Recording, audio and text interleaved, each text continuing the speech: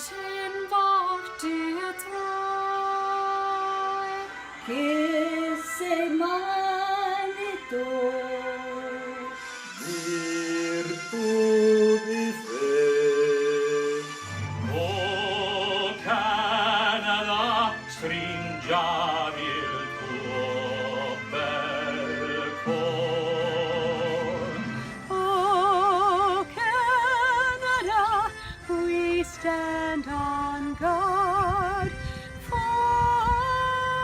thee.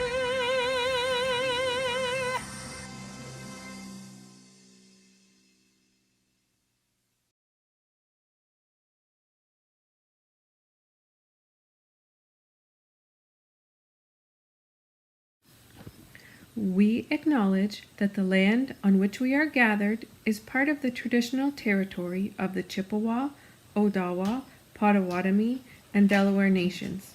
These indigenous nations, known as the Anishinaabeg and Lenape, agreed through their ancestral languages to the mutual sharing of the land with obligations and responsibilities to the environment. Today, these responsibilities and obligations extend to all peoples.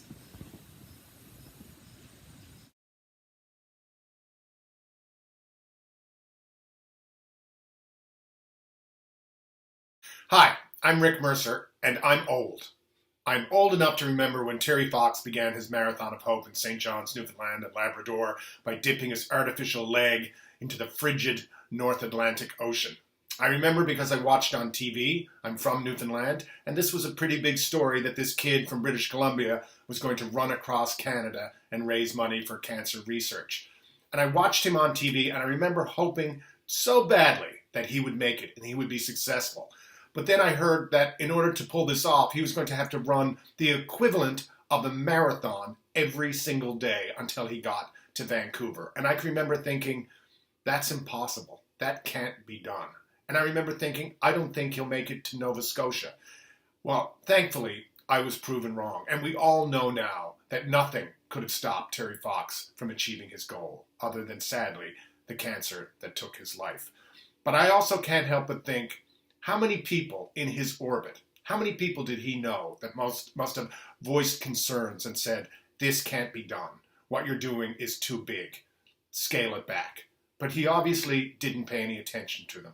And I think that's his legacy. He proved to us anything is possible. And while he was at it, he changed the country and the world, and he made this a better place. That is Terry Fox's legacy. He's a great Canadian hero.